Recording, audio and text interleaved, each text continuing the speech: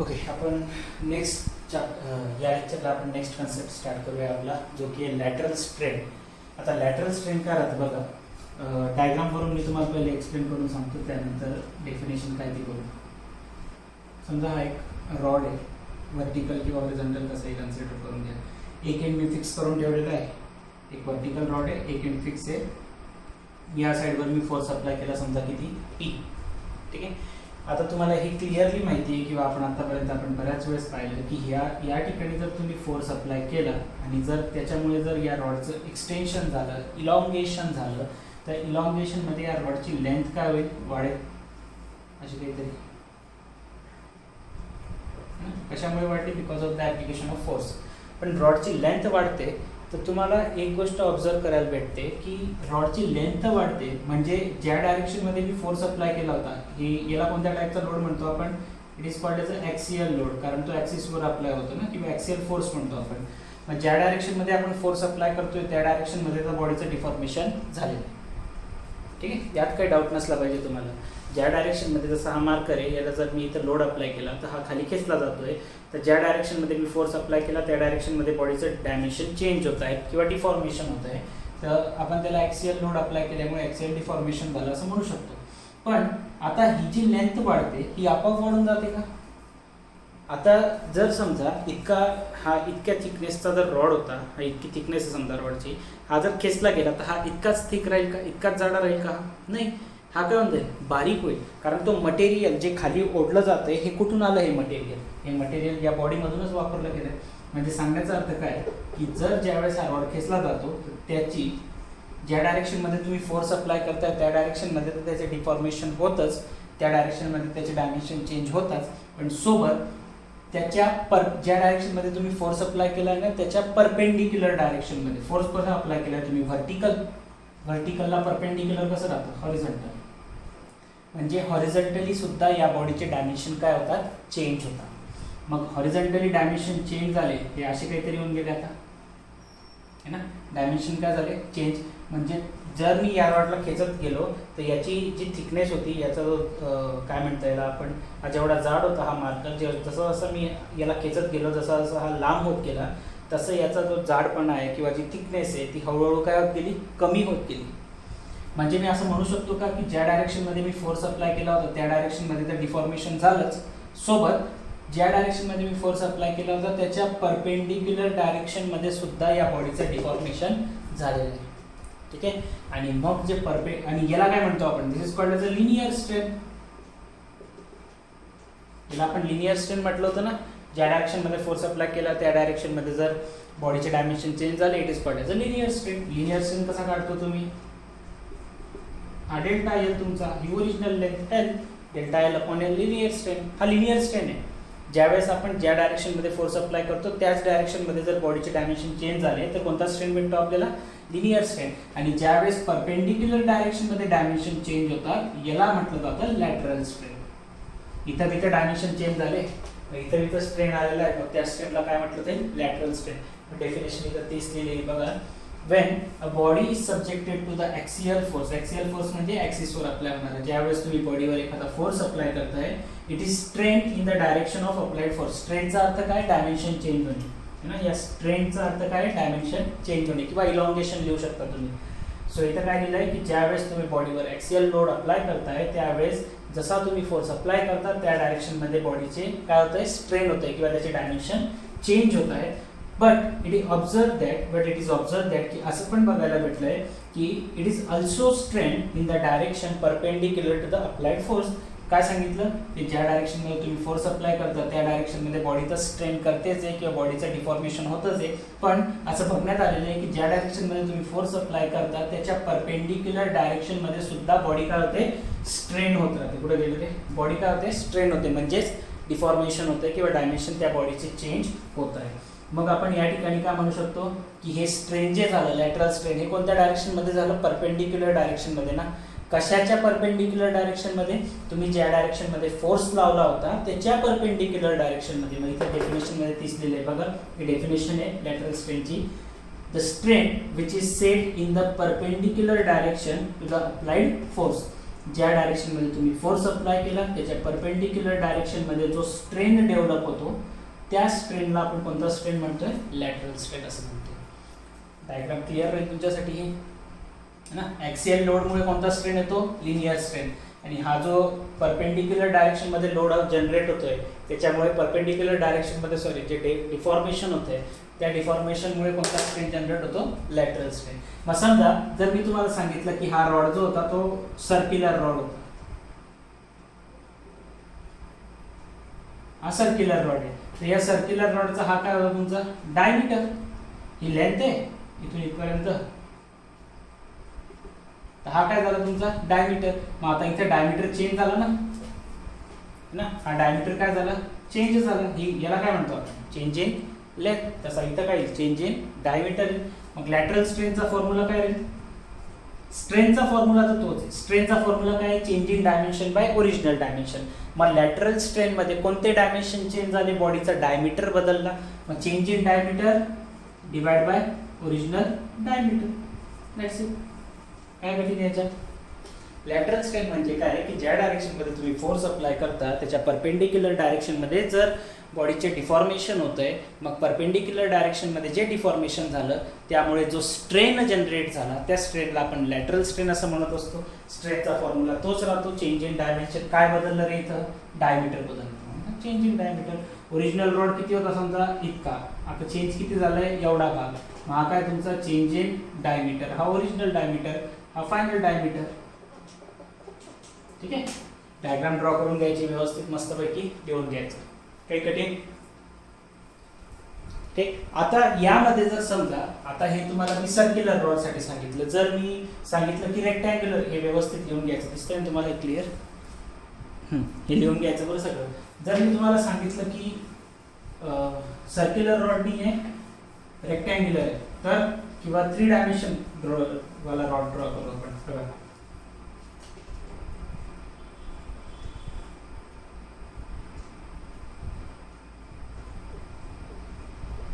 असं काहीतरी आपल्याकडे एक ब्लॉक आहे समजा, या ठिकाणी तुम्ही फोर्स अप्लाय केला P, या इकडच्या सरफेसवर ना P इतका लोड अप्लाय केला. मग या because of the application of this load, या P मुळे आता काय होणार आहे, या P मुळे ही आता लेंथ चेंज, ओरिजिनल जी लेंथ होती ही लेंथ आहे त्याची कोणत्या डायरेक्शनला पॅरलल आहे, लेंथवर अप्लाय करताय तुम्ही. हा जो फोर्स आहे तुमचा, हा जो फोर्स आहे हा एक्सियल अप्लाय करताय तुम्ही, म्हणजे लेंथ चेंज होणार आहे. लेंथ चेंज झाली म्हणजे कोणता स्ट्रेन होईल, तो लिनियर स्ट्रेन ना, कारण तुम्ही फोर्स जो आहे तो कोणाला पॅरलल अप्लाय केला, लेंथला. लेंथ चेंज होणार आहे, त्याच्यात काही घेणं नाही, त्याची ती मोठी गोष्ट नाही. ही काय तुमची समजा ही ब्रेड्थ आहे आणि this is called as a thickness म्हणून घेऊ, थिकनेस T. ठीक आहे. जर हा रॉड खेचला गेला तर ही ब्रेड्थ आणि थिकनेस काय तेवढीच राहून जाणार आहे का, नाही. दोघांमध्ये बी चेंज होईल ना. थिकनेस तर ऑफकोर्स चेंज होईल. रॉड जर खेचला जातोय तर रॉड पातळ होत जाईल है ना, हळूहळू हळूहळू त्याची थिकनेस जी आहे ती कमी होत जाईल. सोबत त्याची जी ब्रेड्थ आहे ती ब्रेड्थ पण कमी होऊन जाते. हे बघा, ही लेंथ आहे, ही तुमची ब्रेड्थ आणि ही झाली तुमची थिकनेस. तर मग आता जर तुम्ही इथून आणि इथून रॉडला खेचायला सुरुवात केली तर थिकनेस तर कमी होईलच, पण सोबत जी ब्रेड्थ राहते ती पण कमी होऊन जाईल. म्हणजे रॉड जो आहे तो काहीतरी असा होईल. आता त्याच्यामध्ये जर दुसरी डायमेन्शन काढायचं म्हटलं गडबड होऊन जाईल, त्याच्यापेक्षा मी दुसरी डायग्राम काढतो.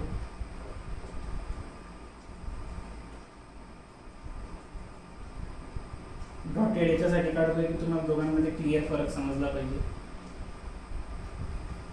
जास्त लेंथ थिकनेस कमी दाखवायची.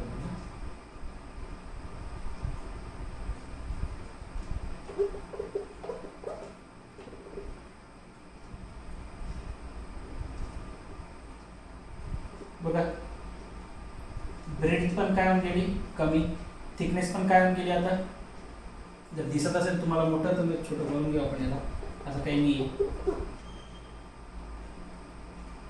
छोटासा दिसला पाहिजे त्याच्यावर. तर आता बघा, रॉडची लेंथ वाढून गेली, L प्लस डेल्टा L. हा कोणता स्ट्रेन आहे, it is a linear strain. ही काय झाली तुमची ब्रेड्थ चेंज झाली. समजा ही किती झाली B डॅश, हिची थिकनेस पहिले जितकी होती आता तितकी नाही राहिली, ही झाली T डॅश. मग या सगळ्यांमध्ये काय झाले, डायमेन्शन बदलले है ना. फोर्स कसा अप्लाय केला होता तुम्ही, 3 ऍक्सिस. ही किती डायमेन्शनची बॉडी, 3 ना.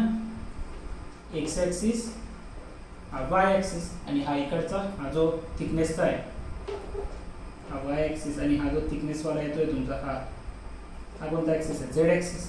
तर तुम्ही फोर्स अप्लाय केला होता एक्स ऍक्सिसवर, आणि तुम्हाला मॅथ्स जर तुम्ही शिकलेले तर तुम्हाला माहिती की एक्स वाय आणि झेड हे तिन्ही ऍक्सिस कसे राहतात एक दुसऱ्याला, परपेंडिक्युलर राहतात.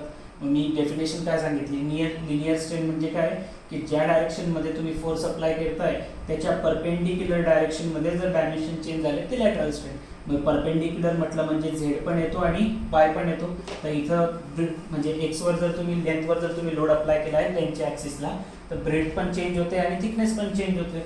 म्हणून lateral strain is equal to काय येऊ शकते इथे, lateral strain is equal to change in breadth upon original breadth भी येऊ शकतं, और change in thickness upon original thickness पण येऊ शकतं. कोणी विड्थचं नाव देऊन टाकतं याला, कोणी विड्थ दिलं तर change in width upon original width, जे की राहील ते. कोणी या बीच्या ऐवजी डब्ल्यू लिहून ते आपलं विड्थ, काय हरकत नाही. सो ज्या डायरेक्शनमध्ये तुम्ही फोर्स अप्लाय करताय त्याच्या परपेंडिक्युलर डायरेक्शनमध्ये जर डायमेन्शन चेंज झाले त्याला आपण लॅटरल म्हणतोय. आणि लिनियर स्ट्रेन किती आलं असतं, change in length upon original length, कारण तुम्ही लेंथला पॅरलल फोर्स अप्लाय केला होता. आय होप तुम्हाला हा कन्सेप्ट एकदम व्यवस्थित क्लिअर झाला असेल काय एक्झॅक्टली लॅटरलचा भानगड. तर इथं तुमचा लॅटरलचा पार्ट संपला आहे. डायमीटरबद्दल बी सांगितलं, या कंडिशनबद्दल बी सांगितलं. आता या लॅटरल स्ट्रेनचा आणि लिनियर स्ट्रेनला एकंदरीत करून एक पॉयझन्स नावाच्या सायंटिस्टने स्वतःचं एक नवीन क्वांटिटी तयार करून टाकली, ज्याला त्याने नाव दिलं पॉयझन्स रेशो. तर आता पॉयझन्स रेशो काय राहतं ते बघून घेऊ. सो नेक्स्ट पॉइंट आहे आपला पॉयझन्स रेशो. पॉयझन्सचे सायंटिस्टचं नाव आहे बरं. पॉयझन्स रेशो काय सांगतो, इट इज, डेफिनेशन लिहून टाकू पहिले आपण. It is a ratio of lateral strain to linear strain. काय लिहिलं, पॉयझन्स रेशो काय आहे, एक रेशो आहे कोणाचा, लॅटरल स्ट्रेन आणि लिनियर स्ट्रेनचा. आता पॉयझन्स रेशोची नोटेशन आहे, इट इज डिनोटेड बाय, याला म्यू ने दाखवलं जातं, म्यू आहे बरं, यू नाही, it is denoted by mu, और याला 1/m ने भी दाखवलं जातं. 1/m m मॉड्युलर रेशो लागतो. मॉड्युलर रेशो काय राहतो हे तुम्हाला सांगितलं होतं मी. मॉड्युलर रेशो काय राहतो, E1 upon E2, Young's modulus of the मटेरियलचा रेशो, हे सांगितलं आहे. ठीक आहे. तर हे झालं लॅटरल. काय सांगितलं, पॉयझन्स रेशो म्हणजे काय, रेशो आहे कशाचं, लॅटरल स्ट्रेन आणि लिनियर स्ट्रेन, किंवा लिनियर स्ट्रेनलाच तुम्ही काय म्हणू शकता, लॉन्जिट्युडिनल स्ट्रेन. या दोघांचा रेशो म्हणजे काय राहतं, पॉयझन्स रेशो राहतं. एक सिंपल कन्सेप्ट आहे, जास्त काही डोक्यात ताण घ्यायची गरज नाही आहे. ठीक आहे, सिंपल. ही छोटीशी डेफिनेशन होती म्हणून विदाउट पोस्ट करताच लिहून टाकलं पटपट. लॅटरल स्ट्रेनला कशाने दाखवतो आपण, ई सफिक्स एल ने, आणि लिनियर स्ट्रेनला आपण कशाने दाखवतो, ई ने. सो या पद्धतीने तुम्ही नोटेशन देऊ शकता. इथे लिहून टाकतो म्हणजे लक्षात राहील. E L lateral strain is equal to lateral strain upon linear strain म्हणजे काय राहतं, तुमचं पॉयझन्स रेशो राहतं. ठीक आहे. लॅटरलचा कन्सेप्ट झाला. लॅटरल स्ट्रेन काय राहतं, लिनियर स्ट्रेन तर आपण पहिले पण शिकलेलो आहे, त्याच्यावरचे न्यूमेरिकल बी सॉल्व्ह केलेले आहेत आपण. मग लिनियर स्ट्रेन आणि लॅटरल स्ट्रेनला कंबाईन करून बनतो तुमचा एक नवीन रेशो, ज्याला म्हटलं जातं पॉयझन्स रेशो. पॉयझन्स रेशो म्हणजे काय हे कधी बी लक्षात ठेवा. बरेच स्टुडंट यामध्ये गडबड करून टाकतात, लिनियरच्या ऐवजी लॅटरल, लॅटरलच्या ऐवजी लिनियर लिहून टाकतात. कधी बी लक्षात ठेवा, लॅटरल वरती लॅटरल स्ट्रेन अपॉन लिनियर स्ट्रेनचा रेशो म्हणजे काय, तुमचा पॉयझन्स रेशो आहे. ठीक आहे, क्लिअर आहे सगळं. चला मग आता एक अजून कन्सेप्ट राहिलेला आहे तो बघू. रिलेशन बिटवीन जे आपण यंग्स मॉड्युलस यंग्स मॉड्युलस पाहिलं होतं आपण, त्याच्यानंतर बल्क मॉड्युलस पाहिलं होतं, त्याच्यानंतर मॉड्युलस ऑफ रिजिडिटी पाहिलं होतं. सो या 2-3 कॉन्स्टंट जे लिहिलेले होते आपण, ज्याला मॉड्युलस ऑफ इलास्टिसिटी असं म्हटलं जातं, त्या कॉन्स्टंटमधले 2 रिलेशन आहे जे तुमच्या एक्झाममध्ये बऱ्याच वेळेस विचारले गेलेले 2 मार्क्ससाठी. तर तो क्वेश्चन ते लिहून देतो मी आता तुम्हाला, एकदम इम्पॉर्टंट राहील ते. बघा इथे 2 रिलेशन आहे, relation between the E, G and K. E काय राहतं, जी काय राहतं, के काय राहतं, हे तर आपण पाहिलेलं पण आहे, त्याच्यावरचे न्यूमेरिकल्स बी घेतले होते आपण, त्याचे डेरिव्हेशन केलेले आहेत. ॲक्च्युली आपण स्ट्रेस स्ट्रेन काढून त्याचे कॉन्स्टंट घेतले होते ना, Young's modulus, bulk modulus, volume strain, linear strain, त्याच्यानंतर शिअर स्ट्रेन, त्याच्यामधलेच तेच कॉन्स्टंट येते. आणि सगळ्यात महत्त्वाचं म्हणजे तुमच्या कॉलेजवाल्यांचे एकदम फेवरेट येते. का बरं काय माहिती त्यांना काय मजा येते हे 2 क्वेश्चन हा क्वेश्चन विचारण्यात. पण 2 मार्क्ससाठी हा क्वेश्चन डायरेक्ट प्रत्येक पेपरला राहतो. असा 10मधनं एखादा पेपर सुटतो की ज्याच्यामध्ये हे विचारलेलं नाही आहे ना. पण 95% चान्सेस राहतात की हा क्वेश्चन राहील म्हणजे राहील 2 मार्क्ससाठी. मग काय विचारला जातो? काहीच नाही. State the relation between the elastic constant किंवा state the relation between the EGK असंच सांगतात. हे 2 रिलेशन आहेत. E is equal to 2G into 1 plus mu आणि E is equal to 3K into 1 minus 2 mu. याच्यामध्ये आणि फक्त एवढंच नाही लिहायचं, त्याच्याखाली हे पण लिहायचं की कोणत्या टर्मला काय म्हटलं जातं. E काय होता? यंग्स मॉड्युलस किंवा मॉड्युलस ऑफ इलास्टिसिटी आपण त्याला म्हणतो. G किंवा त्याला C किंवा त्याला यंगने डिनोट केलं जातं, हे काय राहतं? Modulus of rigidity. Modulus of rigidity हा येतो कोणामध्ये? ज्यामध्ये बॉडीचा शेप चेंज होतो. शेअरिंग स्ट्रेन मिळून काय बनतो? Modulus of rigidity. हे काय राहतो तुमचा? बल्क मॉड्युलस राहतो. बल्क मॉड्युलस कोणामध्ये होतं? व्हॉल्यूम स्ट्रेस आणि व्हॉल्यूम स्ट्रेनमध्ये. आणि म्यू काय राहतं? म्यू इज युअर आता सांगितलं पॉयझन्स रेशो, ज्याला तुम्ही 1/n पण टाकू शकता. एवढं लिहिण्यासाठी तुम्हाला 2 मार्क्स भेटतात. हे पण मी तुम्हाला डायरेक्टली सांगतोय की 10मधनं एखादा असा पेपर सुटतो की ज्याच्यामध्ये हा क्वेश्चन राहत नाही. सो हा क्वेश्चन एकदम फुकट क्वेश्चन आहे. तर हा सगळ्यात म्हणजे हे 2 फॉर्म्युले तर तुमचे न्यूमरिकलमध्ये भरपूर ठिकाणी यूज होतील आता, है ना. आता जे न्यूमरिकल घेणार आहेत आपण पुढे त्याच्यामध्ये भरपूर ठिकाणी यूज करू आपण याला. तर तसे तर ते पाठ होऊनच जातात. पण हा पर्टिक्युलर टॉपिक कोणीच सोडायचा नाही. हे सगळ्यांनी प्रिपेअर करून जायचं. हा क्वेश्चन विचारलाच जातो. जस्ट ते 2 फॉर्म्युले त्याच्यामध्ये कोणत्या टर्मला काय म्हटलं जातं तेवढं वाचून जायचं आहे व्यवस्थित. कन्फ्यूज नाही व्हायचं. ते 2G प्लस 1 म्यू आहे, 3K इंटू 1 मायनस 2 म्यू आहे. तर त्याच्यामध्ये बऱ्याच वेळेस कन्फ्युजन होऊन जातं. ठीक आहे. चला आता नेक्स्ट कन्सेप्ट स्टार्ट करूया. ओके, आपला नेक्स्ट कन्सेप्ट आहे बघा बायॲक्सियल स्ट्रेस सिस्टीम. काहीच नाही, आता आपण ऑलमोस्ट चॅप्टरच्या एंडमध्ये. बायॲक्सियल म्हणजे काय? 2 ॲक्सिस.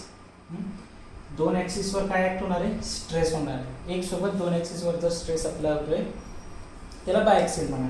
आणि जर आपण 2 ॲक्सिस बोलतोय तर 2 ॲक्सिस कोणते बी 2 ॲक्सिस जर पकडले, जसं मी तुम्हाला आत्ताच सांगितलं होतं, त्यांच्यामधला अँगल किती राहतो? 90 डिग्री राहतो ना. कोणते बी 2 ॲक्सिस घ्या. सो इथं तेच लिहिलं आहे बघा. When the forces are applied on 2 mutually perpendicular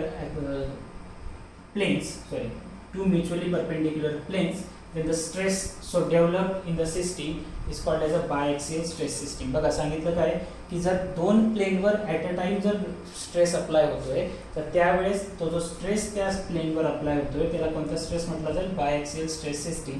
definition बघून घेऊ काय सांगितली आहे. ज्यावेळेस तुम्ही काय करताय? फोर्स अप्लाय करताय कोणावर? 2 परपेंडिक्युलर प्लेन्सवर. 2 म्युच्युअली परपेंडिक्युलर प्लेन्स म्हणजे काय? हा एक प्लेन झाला, हा एक प्लेन. हे 2 कसे म्युच्युअली एक दुसऱ्याला परपेंडिक्युलर प्लेन्स आहे. या अशा 2 प्लेनवर जर at a time force apply होतोय तर त्या फोर्स अप्लाय झाल्यामुळे काय जनरेट होणार? तिथं फोर्स अप्लाय झाला तर स्ट्रेस जनरेट होतो. So then the stress develop होईल आणि तो जो स्ट्रेस डेव्हलप झालेला आहे त्या सिस्टीमवर, त्यावेळेस त्या स्ट्रेसला काय म्हटलं जातं? बायॲक्सियल स्ट्रेस सिस्टीम. सिंपल भाषेमध्ये सांगू तर 2 एक प्लेनवर, बरं प्लेन माहिती ना, जसं हा बोर्ड आहे. हा बोर्ड काय? एक प्लेन आहे, समोरचा पृष्ठभाग. त्याला असं दुसऱ्या बाजूला एक प्लेन राहील. जसं तुम्ही प्लेन म्हणून हे ड्रॉ करू शकता. जर समजा ही डायग्राम ड्रॉ केली ना मी या ठिकाणी, तर याचा अर्थ असा आहे ॲक्च्युली.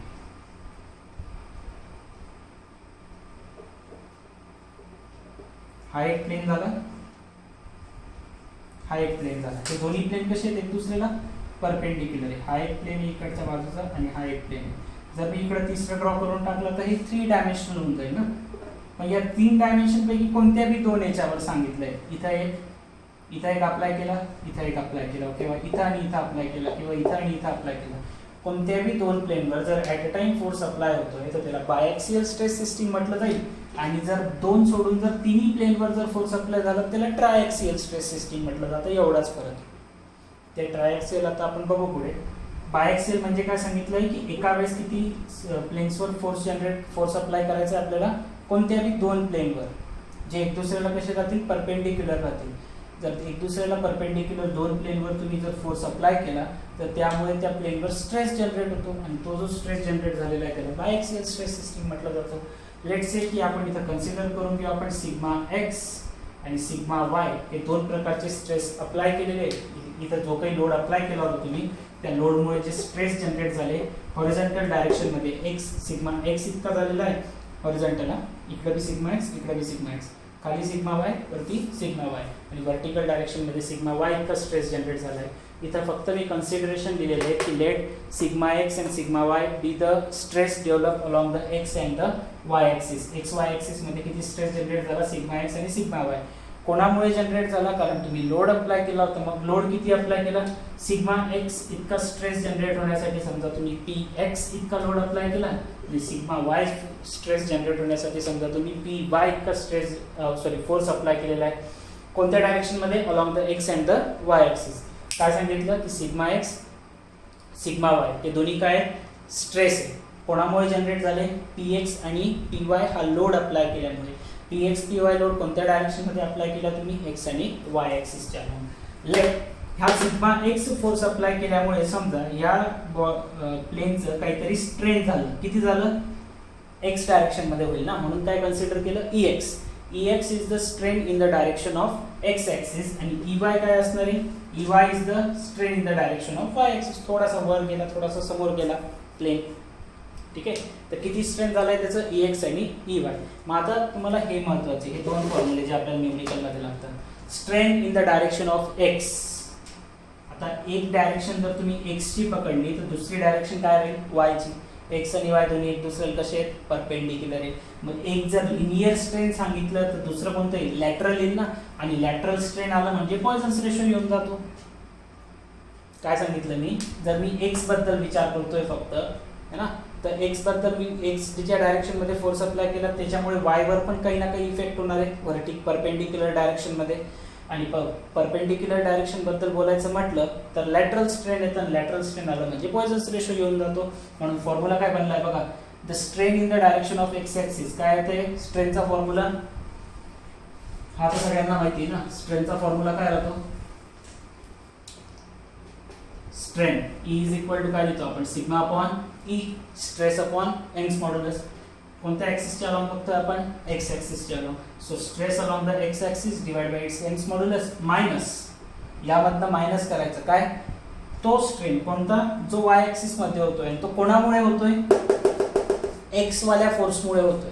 एक्स वाल्या फोर्समुळे वाय डायरेक्शन मध्ये पण चेंजेस येतात आणि तो आपण त्याच्यातनं मायनस करतो. म्हणून इथं आपण लावतो पॉयझन्स रेशो त्याच्यासोबत mu into sigma E upon sigma Y upon E. आणि सिमिलरली जर मी sigma strain along the Y axis काढायचं म्हटलं तर आता एक्स नाहीये, एक्सचा फोर्स चालला गेला, फक्त कोण आहे आता वाय. आणि वाय मध्ये फोर्स अप्लाय केल्यामुळे सुद्धा एक्स मध्ये काहीतरी डायमेन्शन चेंज होणार आहे. मग आपण कसं काढणार, मेन कोण आहे आपला sigma Y upon E minus mu perpendicular direction कोणत्या याच्यात आहे एक्स मध्ये, mu into sigma x upon E. बघा दोन्ही फॉर्म्युले दिले, ठीक आहे. या पद्धतीने ते काम करणार आहे. असंच ट्रायॅक्सियल स्ट्रेस सिस्टीम बी राहतं, ठीक आहे. ट्रायॅक्सियल बी घेऊन टाकायचं का, जाऊ द्या उद्या घे, संपलंय तुमचं चॅप्टर आहे ऑलमोस्ट. उद्या फक्त एक ट्रायॅक्सियल स्ट्रेस सिस्टीम घेतलं की तुमची थेअरी झाली. आणि त्याच्यानंतर एक 5-6 छोटे छोटे न्यूमरिकल्स आहेत सिम्पल. हे जे फॉर्म्युले आज आपण शिकलो पॉयझन्स रेशोचा, लॅटरल स्ट्रेनचा, त्याच्यानंतर बायॲक्सियल स्ट्रेस सिस्टीमचा, ट्रायॲक्सियल स्ट्रेस सिस्टीमचा, त्याच्यानंतर जे आपण रिलेशन्स पाहिले E, G आणि K मधले, या सगळ्या थेरीज या सगळ्या फॉर्म्युल्यांवर एक छोटे छोटे 5-6 न्यूमरिकल्स आहे. सो मे बी उद्याचं आणि मॅक्स टू मॅक्स परवाचं एक लेक्चर लागेल आपल्याला. 2 लेक्चरमध्ये आपलं हे चॅप्टर संपून जाईल.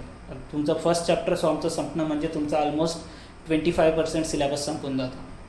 पहिलं चॅप्टरच मोठं आहे तुमचे, बाकीचे इतके काही मोठे नाही मग नंतरचे, ठीक आहे. चल मग आजचं लेक्चर इथंच थांबूया, बाकी आपण नेक्स्ट लेक्चरमध्ये घेऊ.